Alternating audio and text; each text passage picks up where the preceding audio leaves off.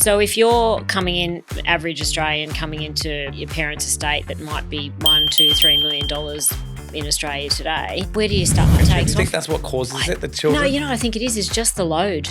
Yeah, there's too much to do. Too much to do. And like I see in a family, we've got 5 boys between us in a blended family. I still do like predominantly, yeah. So, and they're all young adults, but they're at home, around home.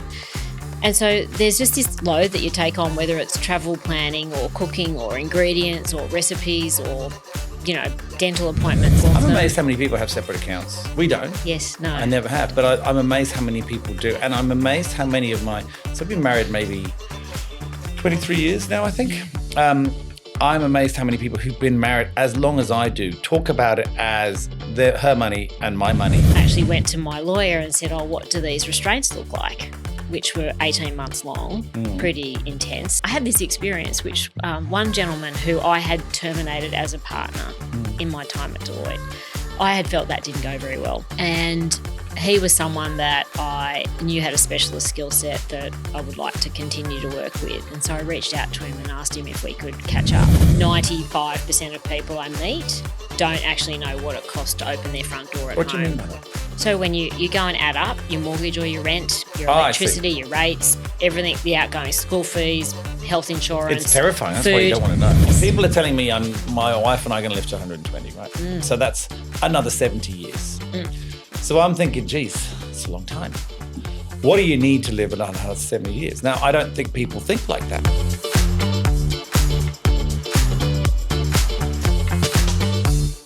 Jacqui, welcome to the show. Steve, it's wonderful to be here with you today. Super excited. It's so funny seeing you because I was actually trying to work it out. We must have known each other 15, 16, 17 years. Easily. Something like that. Easily. And just for everyone's context, you were my first proper grown-up accountant in my business, Ashdown, when we took Deloitte's on. And Deloitte Private was kind of early stage then, right? Oh, absolutely. Yeah, it grew to a $250 million business over a short 10-year we were with period. you for a while. Yeah, many years. Actually, no, I took Deloitte into my next business as well with Hugh, I think his name was, who took up because you left.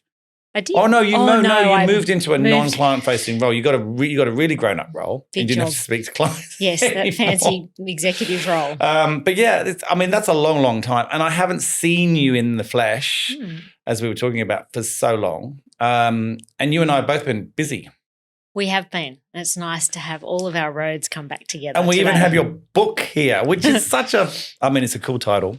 But writing a book, I've kind of started one about 15 times and never really got very far. It's a hard thing to do. It's a serious commitment.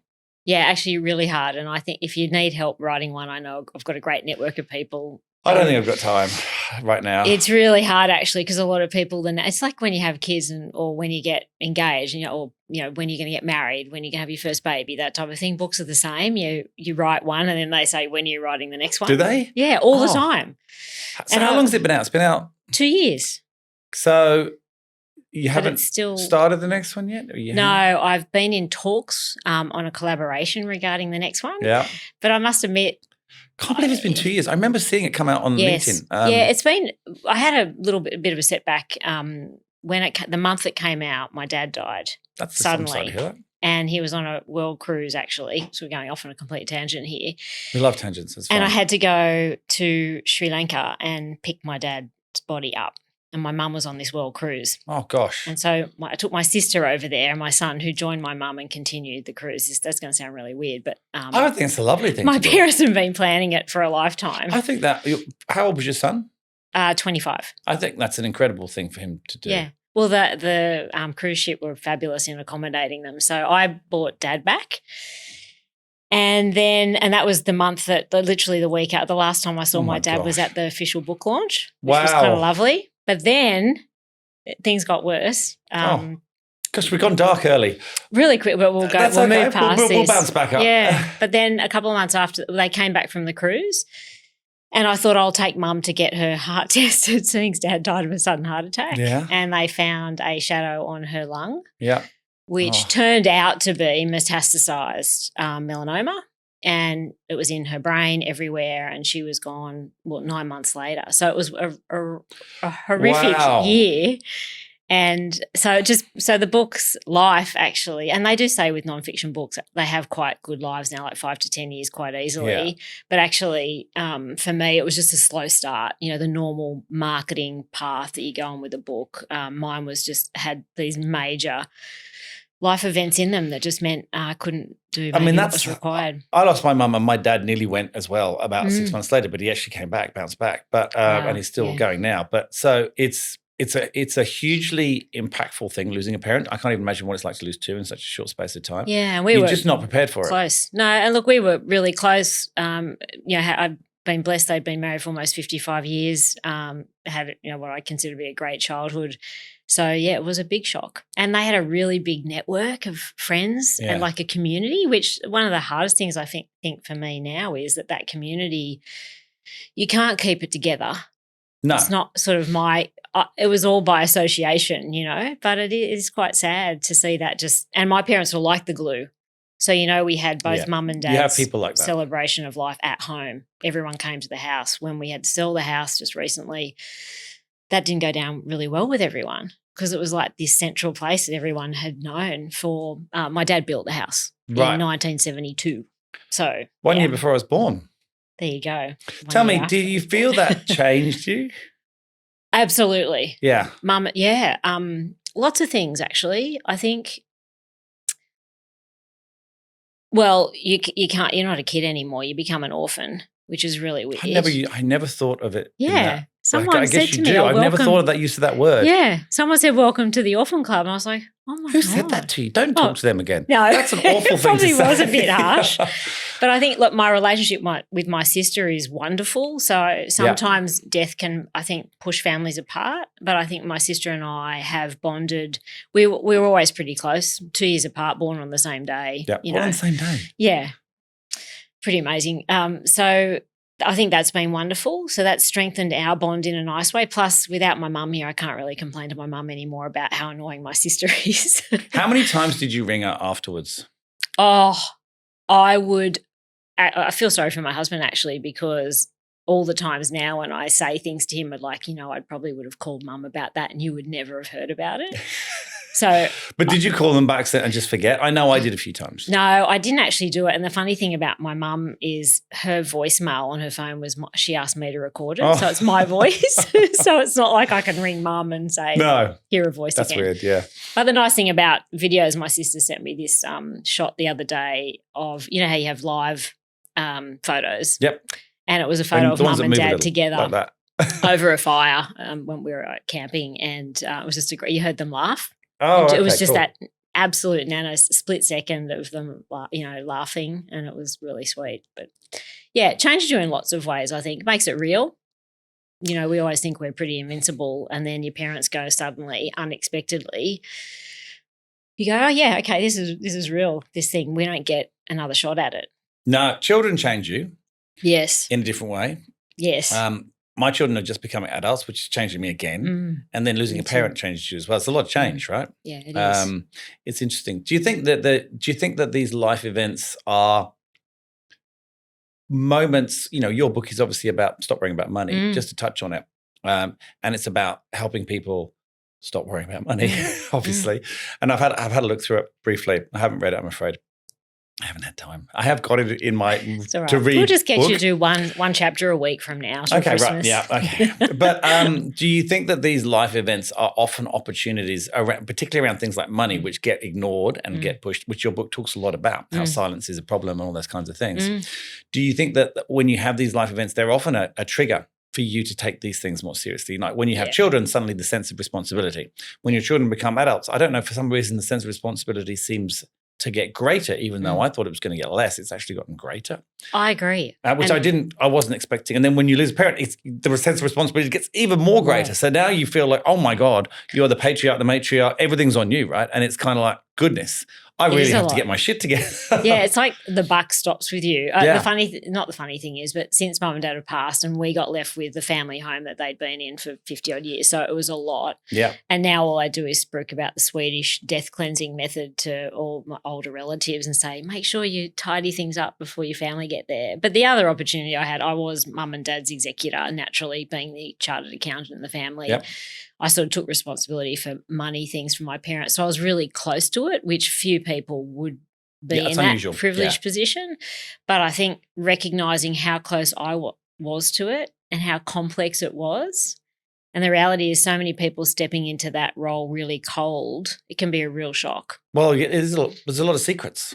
There is. And everyone's got them. And the absence of even having a will, which obviously my parents had, but a lot of people, I mean, you and I, you want to make sure you've got a current will, something that's. Actually, I don't have a current will. It's really out of date. Right. I mean, it was actually done with my last business. Yes. So it's been 7 years since, and I've got 3 other businesses now. I really do need to update that. And my children are about to be adults. I was kind of thinking, well, they're so close to being adults. Maybe I should just wait.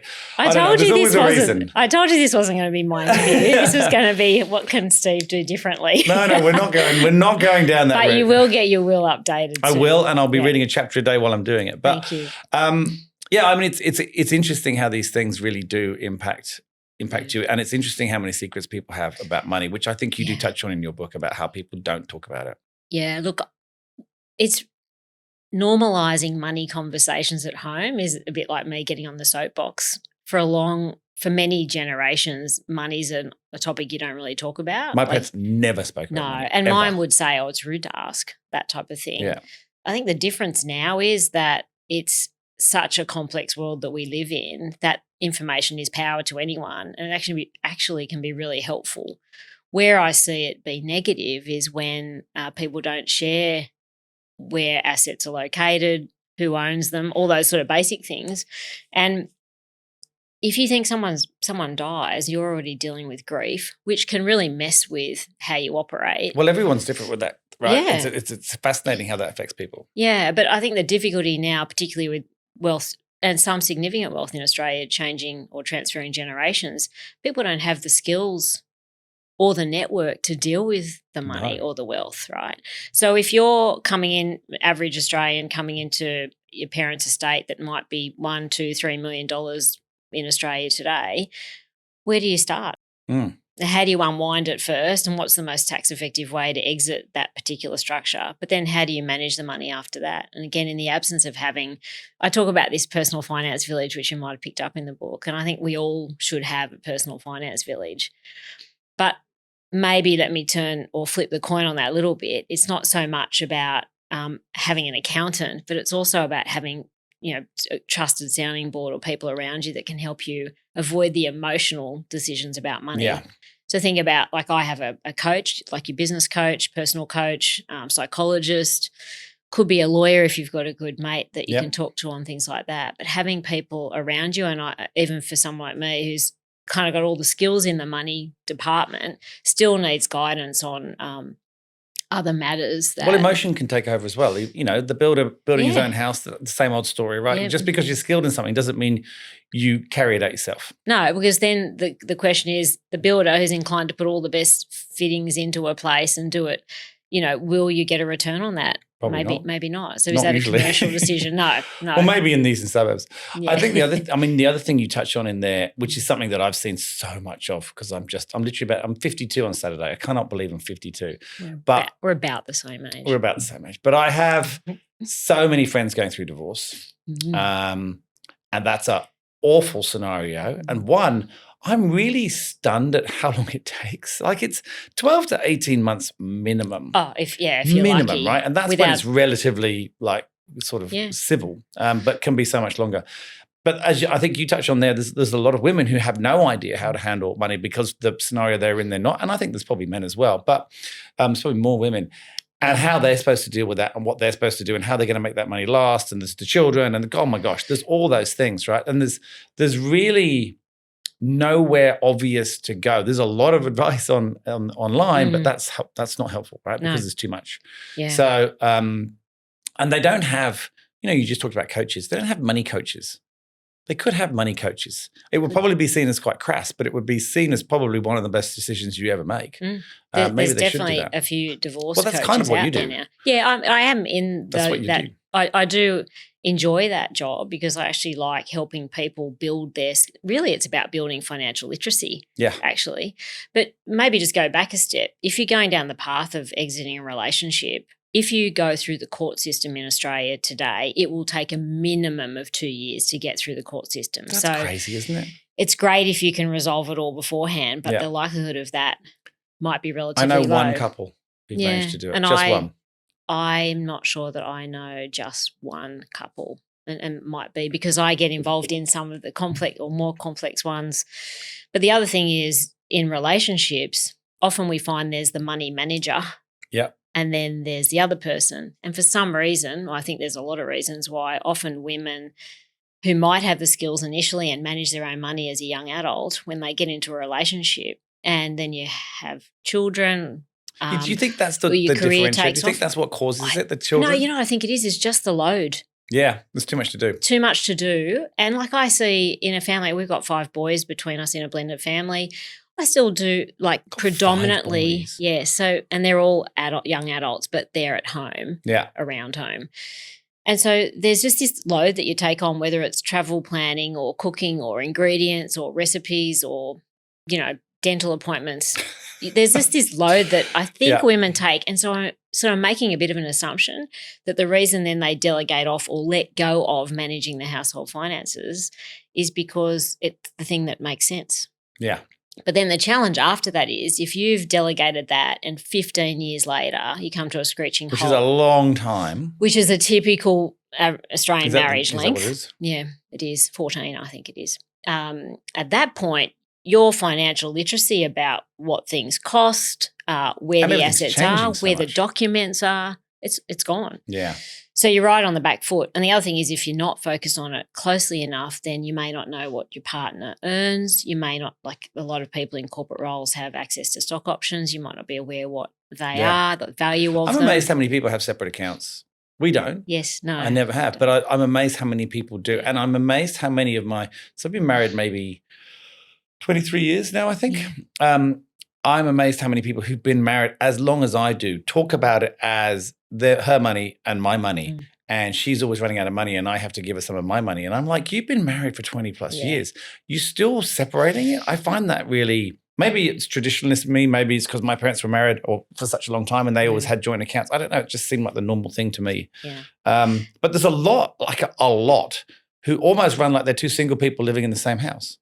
Yeah, I don't know how that really goes. Statistically, shared money is more successful than separate money. Yeah. So that's a statistic.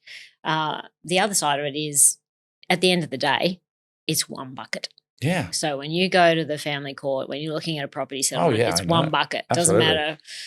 Yeah. And the only thing you can do to protect some of that if it's, say, come through a family estate is have the wills before you, so the parents or rich relative who's going to pass you on some money, put a testamentary trust in place to separate that money from your marriage. But naturally what also happens over time is if you have an investment parked over here and that income's coming into the marriage to support your lifestyle, it's part of the bucket. Yeah. So it's it's a melting pot. So tell me, what made you go into this? Because obviously Deloitte's very successful for you. Yes. I don't want to go too far back into your career because, I think it's more interesting what you're doing now. But a very successful time at Deloitte. Was it 15 years odd? You were there? 20 there. 20 years, okay. And almost, another 6 or 7 at Coopers and PwC before. So Coopers and Lybrand. Yeah, that's where I started. Yeah, I remember. Well, no one knows it's called that. Not many people remember it called that. No, I remember when I got my first job in London, I used to see it on the bridge. When I was going across the bridge, I used to walk across the bridge, and I would see the sign Coopers and Lybrand way before they ever did all the mergers. But yes, but like obviously so successful, you built Deloitte Private to what it was, and then you just left. Yes. What drives you to do that? What was the calling that you thought, I need to go and help people in, because you were already helping people a lot in Deloitte Private. I mean, you helped me, you helped us, my business partner a lot in what we did. How do you then go, you know what, that's not enough. I'm going to throw away that certainty, even though I'm having a real impact on people. and go and just do it on my own? Yeah. That's a great question. And there were lots of things that led to that moment. And if I think of the sort of really critical points, one was leadership at the time. Okay. Now, if you go back 6 years ago and look at the AFR, for example, there was a lot of really bad things going down at Deloitte. So the leadership was not strong, and it was disappointing, being told one thing was going to happen when it didn't happen. There was, lies were being told. Australian or global leadership? It was actually Asia Pacific. So we were just at that stage working through the integration with the Asia Pacific firm. Yeah. So we were going to become one. And so there were porkies being told essentially to get that thing off the ground. Did they all go to Price Waterhouse after and take that same mantra there? Because they were the next ones to go down. No, I'm not aware of this because I was running businesses on. I don't read the AFR. And arguably it's kind of internal politics. But certainly the one thing was the leadership wasn't strong, and the leadership didn't walk the talk. Right. So for me that was a sign. And I had been there. I'd been mentored by the previous CEO, Guillaume Swiggers, the fabulous South African fellow. Yep. There was another CEO in between there, and then the last one who went down in a bunch of flames. That was one thing. The second thing was my mentor had also said to me, hey, you've got this incredible following out there. A lot of people believe that the green dot, which is what Deloitte's all about, is in their blood, and you're not anyone without it. And he was saying, be prepared to back yourself. Okay. And similarly, I did what any good accountant would do some due diligence. And I actually went to my lawyer and said, what do these restraints look like? Which were 18 months long, pretty intense. And because I was the head of clients and brand when I left, I couldn't actually talk to any client. Yep. So I was like, it wasn't just those clients that I'd looked after for 15 or 20 years. It was everyone that but in that role, I was so broad and like setting up things like the Best Managed Company program. Like I was just across so many. So was there any Deloitte client? It was anyone that I had a connection with, which was pretty broad after that period of time, you'd appreciate. And I kind of love that part of the role. So, and the lawyer said to me, you've got this, said a similar thing. And it was just that moment where I said, I love Deloitte, but I said, I'm not sure that it loves me anymore. And I think I broke down in a lawyer's office, entirely embarrassing. But it was clearly a moment where I was like, okay, now's the time. Interesting. And I was surprised when I saw you announce it. I was like, I did not ever see that coming. And you know what happened 2 weeks later, don't you? No. They announced in the press that they were closing Deloitte Private.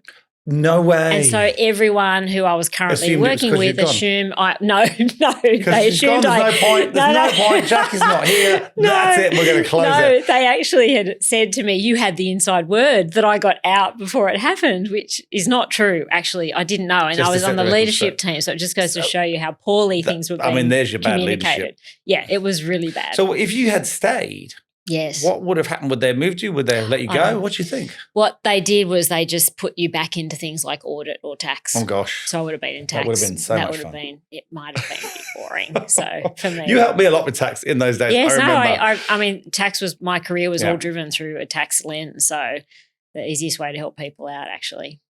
Yeah. So how did that feel when you left? Tell me how did it feel? Because that's too broad. I want to get into the details. How did it feel when you made the decision? And then how did it feel the day you did it? And then how did it feel when you walked out the building knowing you weren't going back in there as an employee? Those 3 moments. Yeah. Actually, funny story. I did go to dinner at the Malaya last week with my mates from my first firm, who we've now known each other for 30 odd years.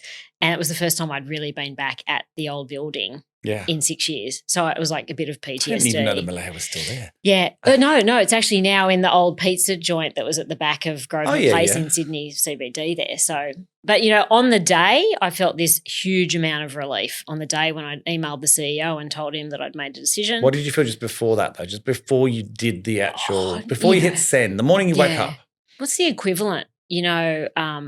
Probably sick in the stomach, actually. It's like the days when you have to fire someone, right? A stack of fear, but a stack of fear, but also a sense of confidence that I had enough experience behind me. I had a brilliant network that I would be okay. And, the other thing is talk about planning and not to necessarily bring it back to the book. But for me, in the back of my mind, I wanted to make sure that my kids' education was paid for. So in the back of my mind, part of my career journey was also about kind of getting that financial security back after divorce. Yep.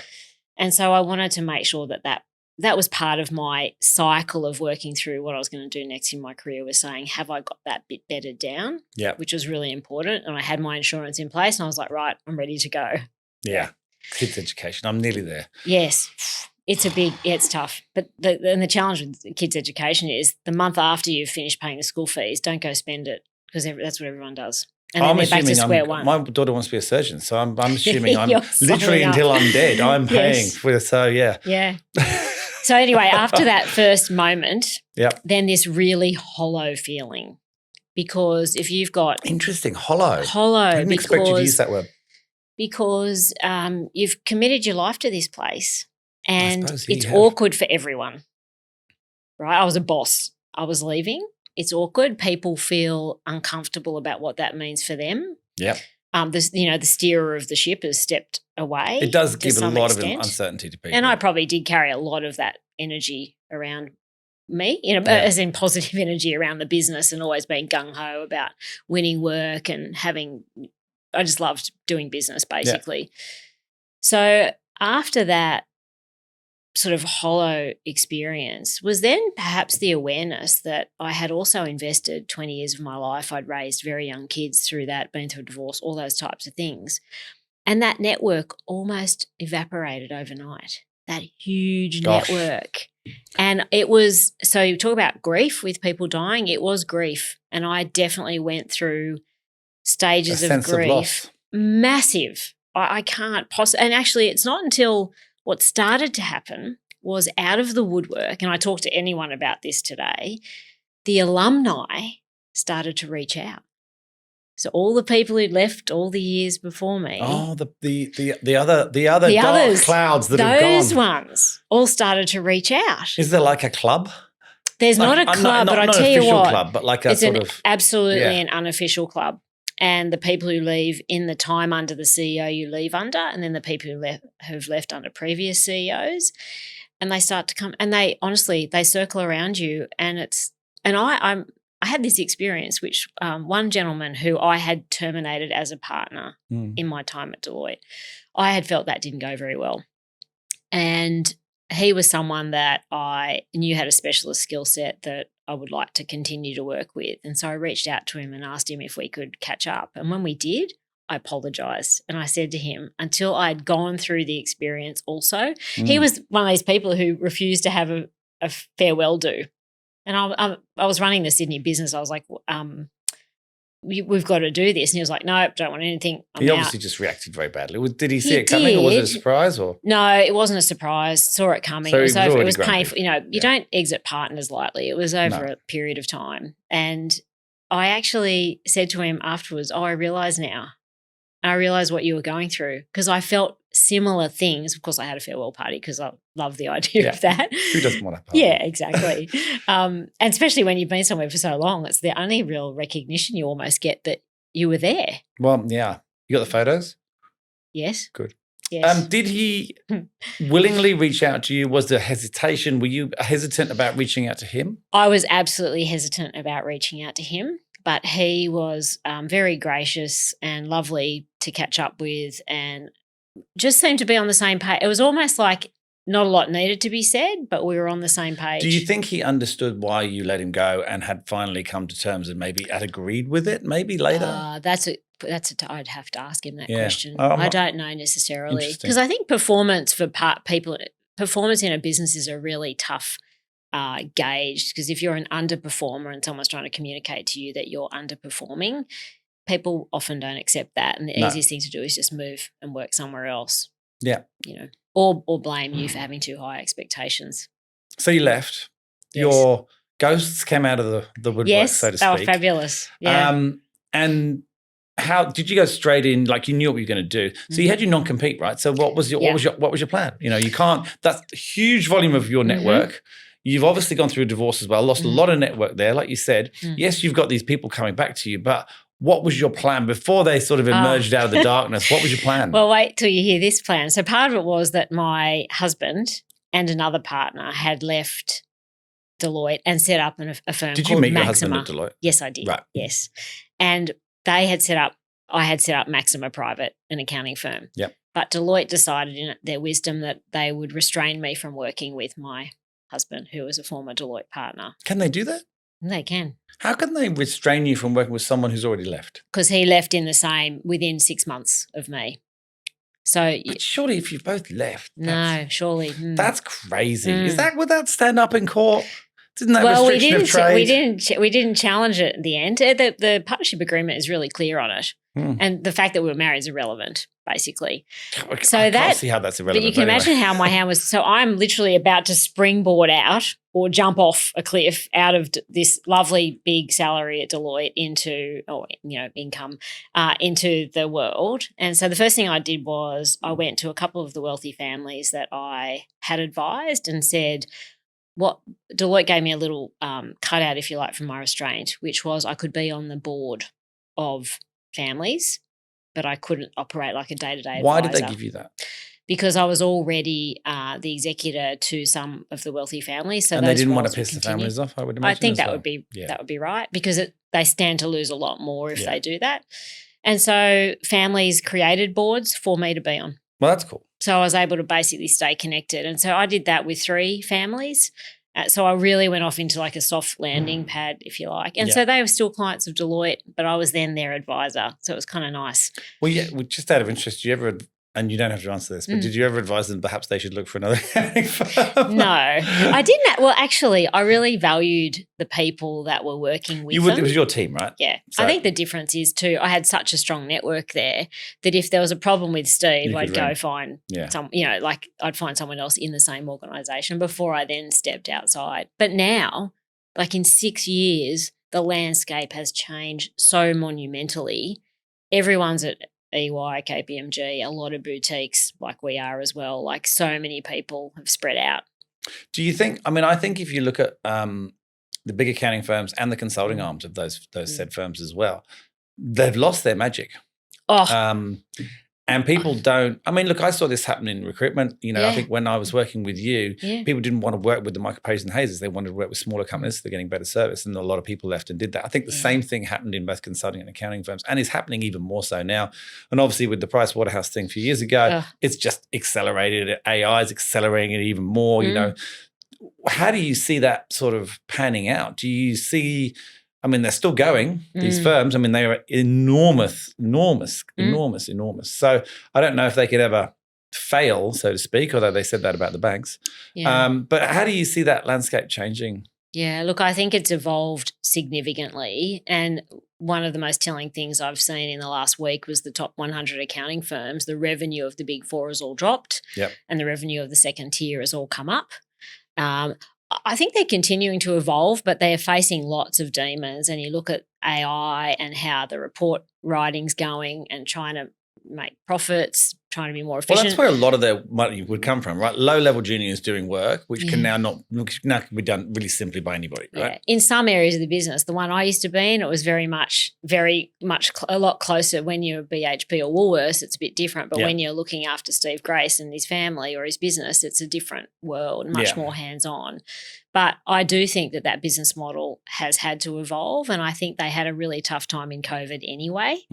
And perhaps maybe seen for some of the conflicts that is probably the single biggest issue is conflict in business and the reporting requirements around who you work with, what you can work on. I think that gets harder the bigger you are, whereas if you're in a boutique environment, you barely, if any, you won't have a conflict. No. In fact, the most common conflict will be you're advising a couple, you're looking after their business, they split, and you don't have to take sides. They choose who they work with. But another partner in the same practice could work with you. But in the big environment, when someone's auditing you and someone's doing your tax and someone's doing your consulting, it doesn't quite work that way.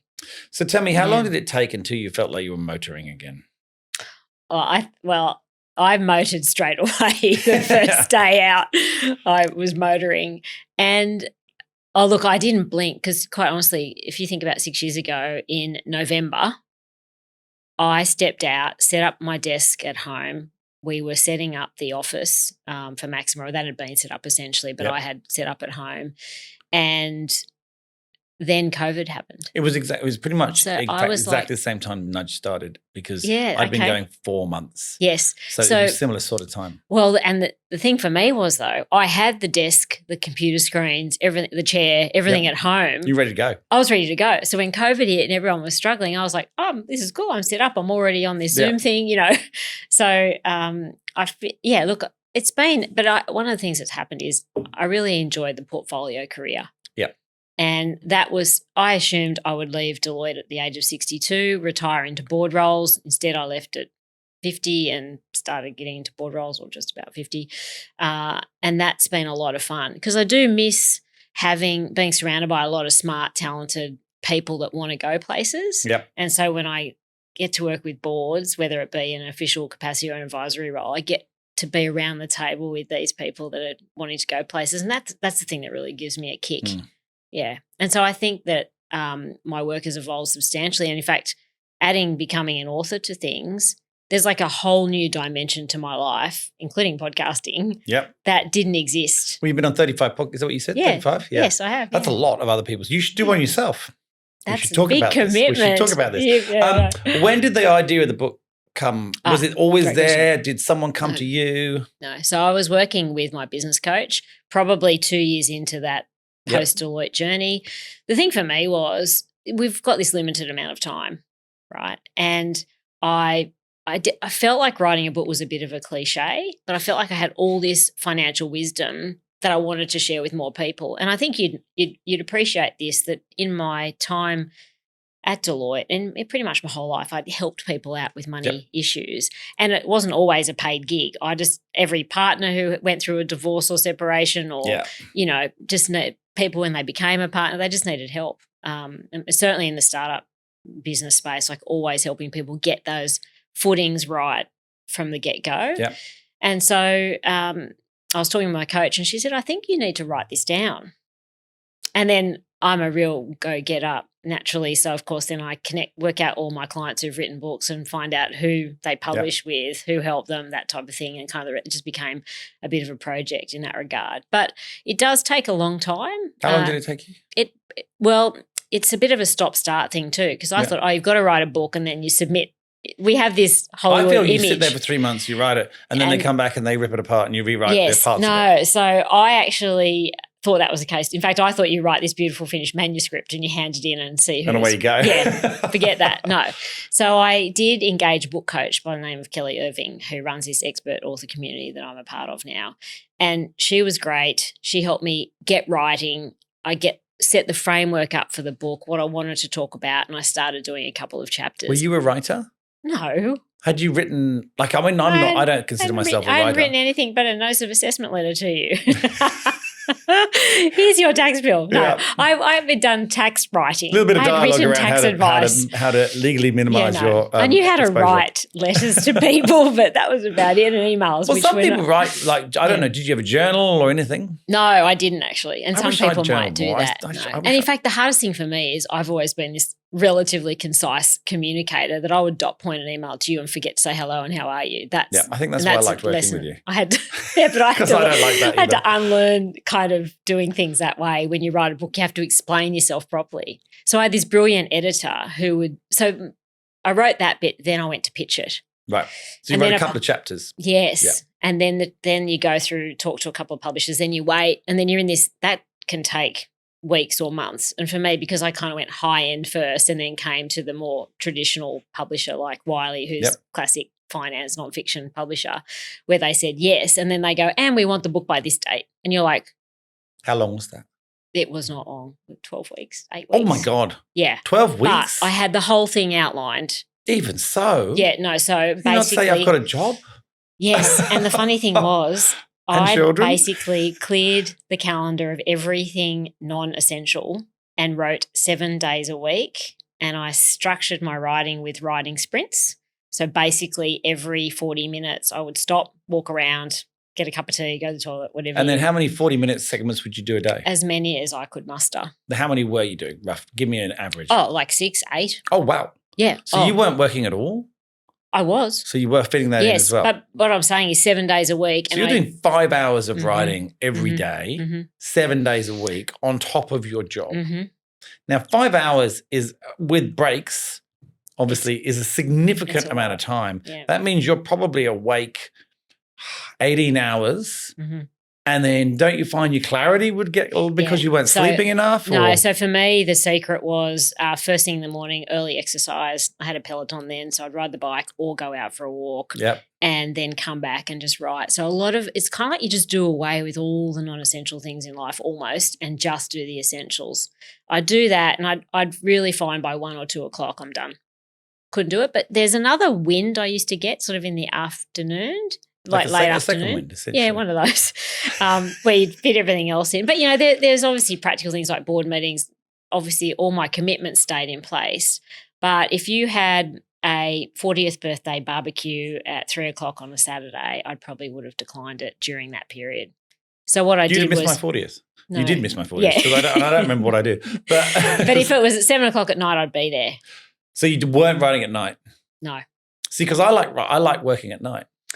I like working in the morning. Yeah. I like working at night. I actually like being with people in the day. Yes. If that makes sense. Like if I'm going to be in front of a computer, I'd rather do it in the morning or the evening. And I'd rather spend the day meeting people, talking to people, going places, like, being around people. Yeah. Yeah. But you're a morning person. It's funny, isn't it? Big time morning person. For that, yes. And look, I think it just swings. I think it's got a lot to do with your energy, your exercise, your diet. That all has. But I find my afternoons are best spent with people because that's when my ability to think really hard deteriorates. Not like it's good to be around people. You just want to talk. Yeah. Just talk rubbish. Yes. So did you do it in your 12 weeks? Yes, I did. Absolutely. And edited it. Submitted a finished manuscript. In your view, when you look back on it now, and I imagine when you were doing it, and I know you relatively well enough to know you were just going to do it, that was the end of it, you're not talking to anyone about it. I'm that kind of person. But yeah, you are. But when you look back on it now, was it hard? Really hard. Yeah, I would imagine really it was hard. Really challenging. Goes kind of full circle to that question you asked me at the start about another book, is I go back and I remember those moments and go, actually, I don't want to do that yet. I'm not ready for that yet. It's like children, right? Yes. There's a lot of things. Why do we have more than one? No, I know. Beyond me. They suck you in. This is human beings, right? I know. The rose tint comes in at some point and you forget.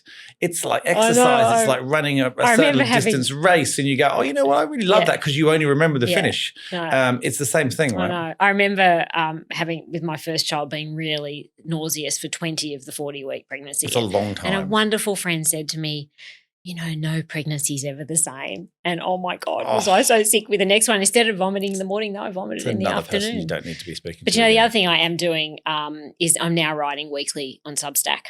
Okay, so cool. I'm testing that muscle, keeping it alive, exploring, that creative side, which I would always joke I never had one. But actually the one thing that the coach encouraged me to identify with is my creative side, which is there. I think Substack's amazing. I have a Substack. I don't write it. I narrate it, and then someone else writes it for me. Okay.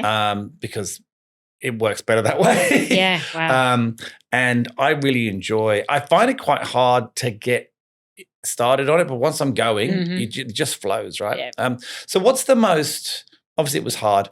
What's been the most surprising thing about going through that experience, and not necessarily after publishing it? I mean, the most surprising thing about going through the experience of writing it.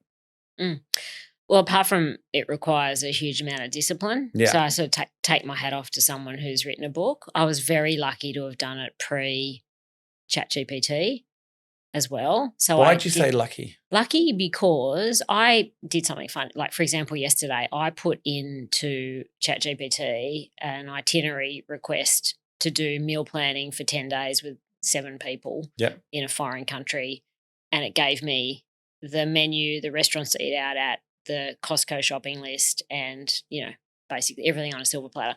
It's a great shortcut to things. Do you think you would have been tempted? Absolutely. Yeah. And I know now when I write something, I can go into ChatGPT with it, and it always sounds better. The difference is the authenticity in my voice. It might not be better though. No, you're absolutely right. And I think what people enjoy is the authenticity in my voice when I write about money stuff. And that's what I'm trying to stick with Substack. But I think if you're faced with a big task like I was there, and look, most people who work with publishers do end up in similar positions if they're submitting their writing and they say, yes, we want this book on this topic by this date, they end up in a similar position. It's a big challenge, I think. So I just feel like the next one will be harder in that respect because you feel like it sounds good. right? Look, I think authenticity is everything, right? There's so much, and AI is just increasing that, right? There's so much fake stuff. I think this is why podcasts have taken off. This is why you should be doing podcasts, because you have, if you think about media, you've got like reality TV over here, which is completely staged. And everyone knows it's staged, but they love it anyway, right? Yeah. Then you've got influencers. Now we know they're trying to sell you something, so we know that's not authentic either. And then you've got podcasts, and podcasts are authentic because no one really knows what they're going to talk about. No one's trying to sell anything, and it's not staged. Right? That's maybe some are, but I think it would be really obvious. But actually, you're on something there, because when people ask me about career, they talk about speaking to large audiences, those types of things, which I can do. But this medium, I really enjoy it, and I think it's the authenticity. It's 100% why it's almost a bit of an aha moment, but also saying actually why I like this. Before. Yeah, it's why it's taking off. It's why podcasting is growing faster than anything else at the moment in media. It's the authentic, and people are craving it. That's not to say they don't want to watch maths. And I have found out the other day that, and I've never watched maths, but I found out the other day. I've confessed I've watched some. I've watched the shorts, right? Seasons. And I don't think I can do it. But it's the biggest show in the world, which to me is insanity. And the Australian one is the biggest one in the world and watched in more other countries, which is even more insane. So people love that, even though it's not authentic, but they also crave authenticity at the same time. They want both, right? Cake and eating scenario. So, and I think podcasting is probably the only one where it's authentic. You can see it, like it's just it's very different, and it's not scripted and so forth. There's no auto cues, all that kind of stuff. So, I think you're right. I think writing it without ChatGPT, and I'm the same as you. I rewrite my job ads when I'm doing recruitment. I use ChatGPT for so many different job descriptions, all that stuff. And to me, they look a lot better, but they're probably a lot less authentic. But I don't know. Yeah, I think I would be tempted. Now I can't possibly write a book because I think you can tell that. I think you can tell if something is written by AI. I'm sure that's going to improve, and it is improving. Even whilst we're sitting here, I'm sure it's changing. But I think you're right. I think in some respects you were lucky. So what's been the best thing and what's been the worst thing since it published that maybe you weren't expecting? Well, the best thing is by far the new network. Just such a diverse network. So if you get a whole lot of passionate authors on their subject matter experts on everything from psychosis to menopause to work-life balance, you name it, like such a broad group of people. And I've been lucky enough the book's picked up a couple of international awards, like being just introduced to these, again, credible networks of people, just such diverse views. I think that's been something else. I spent my whole career surrounded basically by accountants and consultants, so it's kind of nice. Maybe the worst thing is to sell a book, what's required. I wasn't ever really in it for that journey. So the marketing side of a book, your self-promotion. All of that. Yeah, I wasn't really up for that in the same way. Yeah, it's kind of important. Yes, it is. But it's also like, you don't make any money from books, right? And for me, it wasn't a business platform. So you could say, oh, my goodness, that's an incredible business platform. But probably just at the stage of my career, I wasn't looking to make it that. I may in time. It's credibility to some degree, right? Apparently it is. I would have thought 30-odd years, it's amazing. A book is more credible in 30-odd years because I don't know why, actually. I can't even tell you why, but it is. People see it as – and it's the same thing with podcasting, right? Yes. This is why every person should be doing a podcasting, and it's part of your personal branding. Yes. The book, the podcast, all that kind of stuff is credibility.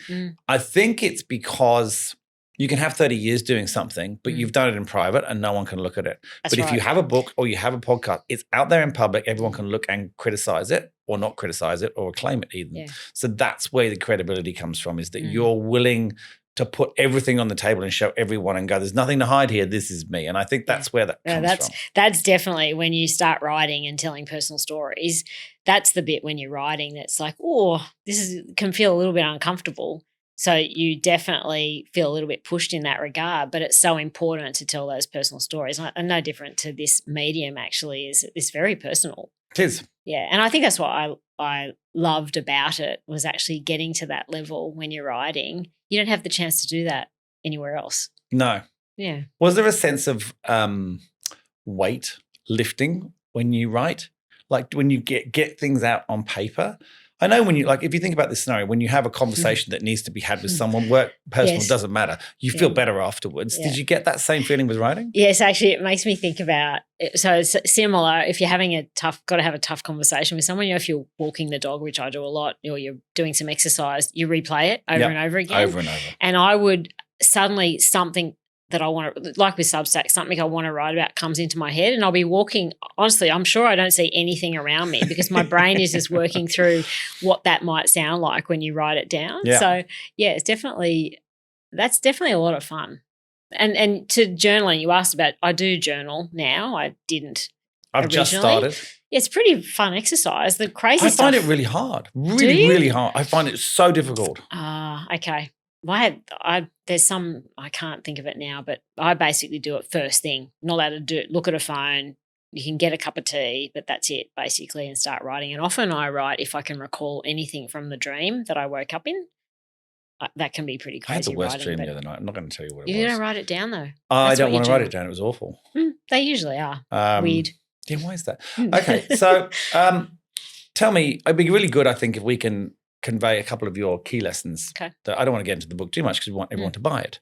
But if there's maybe two things, right? Yes. Let's take two scenarios. Let's say that you are together as a couple, family, everything's sort of going as you would want to.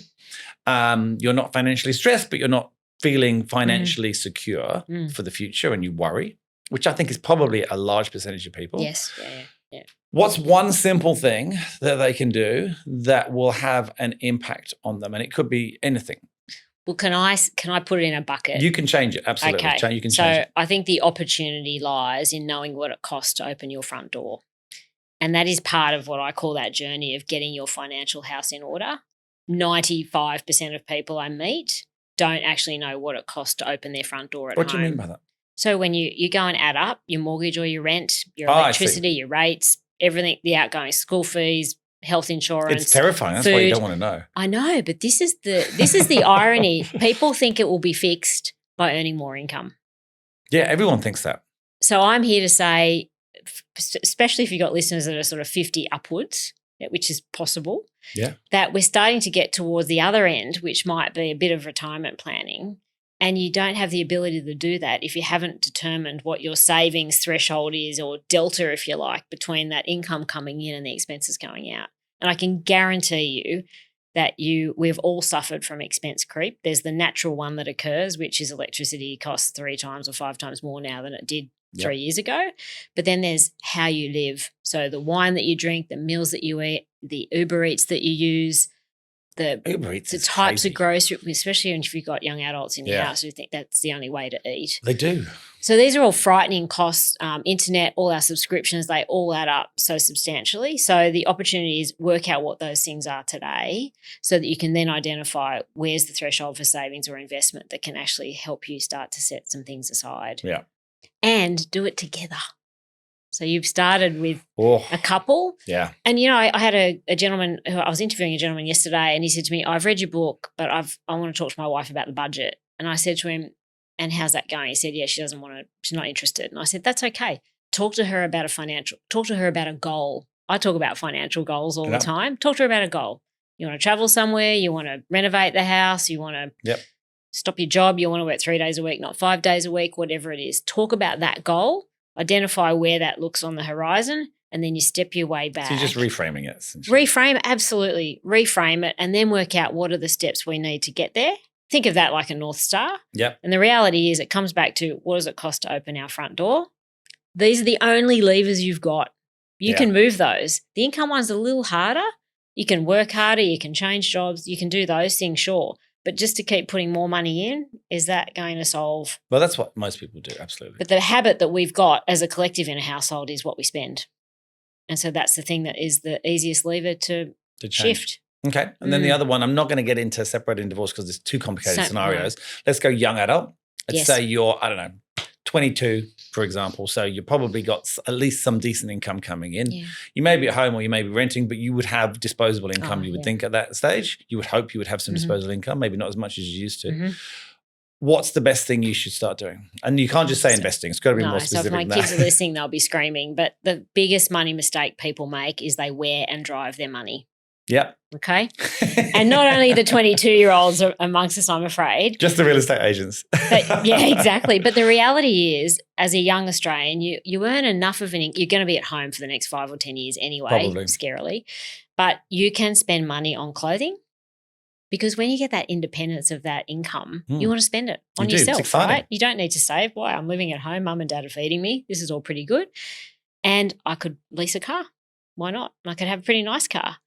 That is the first biggest money mistake we all make. Because in the absence of those circumstances I said around it there, what else could you do with that money? So and you many could things. Save it for something else. But we get caught up in wearing and driving. It's like a bit like keeping up with the Joneses, but actually it's what keeping up with TikTok or whatever it might be. Well, the whole Instagram, seeing the beautiful life and being able to take pictures of it. I saw, I was watching, I can't remember whether it was the Diary of a CEO. It was another podcast I was watching, and they were talking about money. It was a few weeks ago. Morgan Housel. Was it the Toyota and the Porsche and the Toyota? Oh, he might not have given that example, but so they had the image where the person who's not wealthy has a Toyota. Yes. The person who's kind of middle class and has a little bit of money has the Porsche, and the guy who's really wealthy has the Toyota again. Yeah. And I just thought that was a really interesting, and it kind of leans into what you're saying. Well, similar to, I think it was Morgan Housel who lived in another state, and the idea of making it was a 2-bedroom apartment and a pickup truck, right? Yeah. And he moved to LA. And it became a 5-bedroom mansion with I can't remember what the vehicle was. I can't remember either. But he was. That was that episode. It's quite long. The rich man, poor man thing. Yeah. Yes, I know they are. You need like a week to get through them. But that's a great example, which is in that circumstance. That seemed like you'd made it, and he moved to California. It was like, oh no. Anyway, it's keeping up with that. Yeah, exactly. Keeping out of it. Good advice. So what's next for you? Oh, great question. More podcasts. Good. Yeah. Maybe your own. Maybe my own. It's not on my radar right now. Well, it is. We're just putting it, literally right now we're doing that. Yeah. We're putting it on your radar. Thank you. Something for you to dwell on over the Christmas break. You'll have to come on as a guest. I can come on as a guest. Businesses. So more board roles, I think. More board roles? Yes. So I've got a real diverse. So when you say more board roles, are you thinking more family offices, more charities, more listed companies, more startups? Do you have a preference? I tend to work well where there's a strong private ownership lens, so majority family owned, even if it's publicly listed where there's a family behind the business. Currently, one of my biggest roles is working with the Smeg business, the Bertazzoni family. Yeah, Smeg Australia, I saw that. Only owned by one person, so that's quite easy. That's pretty solid owned. Yeah, but businesses that turn over $200 million are good fun because they're complex. I kind of like that. But having said that, I work with businesses turning over somewhere between $50 and $100 million where there's stakeholders that need managing. So I kind of enjoy that as well. I've done, as you know, a lot of work in the startup space. And so that's more akin to advisory sort of type roles. And then family offices, I mean, that's kind of my bread and butter, which is helping that next generation get an understanding of what the wealth really means, which is there's a lot of that happening right now, right? Yes, there's a lot missing as well. It's a tricky time. Yeah, there's a lot missing from the conversation. Yeah. Okay. And in terms of the book, we're thinking about it, but you're not sure if you want to go through it again? No. So I think the Substack's a good discipline. So doing that weekly, I might start going into new topics. I'll probably work towards writing about transitioning to retirement, like helping people think about what the next 35 years might look like through my lens and how you're going to get there based on, the cost of living that we have now. Well, then I've got something for you on that because this plays on my mind. Longevity. Yes. People are telling me my wife and I are going to live to 120, right? So that's another 70 years. So I'm thinking, geez, it's a long time. What do you need to live another 70 years? Now, I don't think people think like that. They're not. They're thinking, okay, I'm going to retire at 60. I'm probably going to go mid-80s because that's what's happening to our parents typically. And there's a lot of reasons for that. And I think we will live a lot longer. I don't think people are prepared for that at all. Is that a whole new topic, a whole new video series, a whole new training program you should do? Is like think beyond 100, you could call it, and teaching people how to actually plan for that. It's a great question because if you look today to all the guidance that's offered around retirement, it's basically still going off the typical tables that say we're basically, 85, I think someone born in the 70s, it's like 85. Oh, really? Yeah, unfortunately, it's not going to be 100. Yes, I know.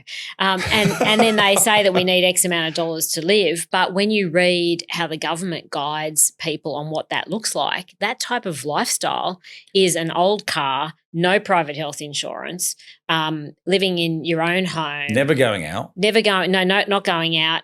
A domestic holiday, if you're lucky, a year. And we're really talking Maribula or something like that. Pretty much. You're like a drive down the South Coast. Yeah. So it's pretty scary what that kind of publicly available information tells you about how to plan for this new age of longevity. Like they're getting so good at identifying cancers. Obviously, GP1 drugs are helping people lose weight and I've seen people beat cancers with the blood cleansing machines. It's incredible stuff. Look, there's so much going on. Our difficulty is going to be how we navigate dementia and Alzheimer's and trying to keep ourselves mentally healthy, not all stacked up in homes for 20 years, actually, which is the scary side of it. So, yeah, I think there is some work to be done to help people recognise that. But people are scared to talk about money today. You want to go and add 30 years to our lives, it becomes very complex. Yeah. And the other issue we experience now is this, they talk about inheritance impatience, where people want their parents to pass the money down. And I'm all for actually doing something in your lifetime, not waiting till you die, because you don't kind of get to see the benefit of it, right? No. But a lot of the wealthiest families in this country hold on to the money until they die. So actually having more conversations about that wealth, because if you're going on that type of trajectory, your kids, they're going to be waiting for a long time. They'll be 70 before they get the money. Exactly. And what good is it to them then when they're basically stepping into the shoes of your nursing home? Probably still living at home. Your home, yes. Yeah. Cool. So work to be done. Well, look, thank you so much for coming in. I'm going to have to get you back on again. I'm getting much more into this, getting people to come on more regularly every year or so, 18 months. I love that. We've done a lot of people from the early years, and it's so interesting seeing someone come in 2 years later or a year and a half later. Yeah. So you're in the system now, and hopefully we'll see each other more often. Yes. No, I think that would be wonderful. Thanks for having me. I really appreciate it. It's been too long. Pleasure.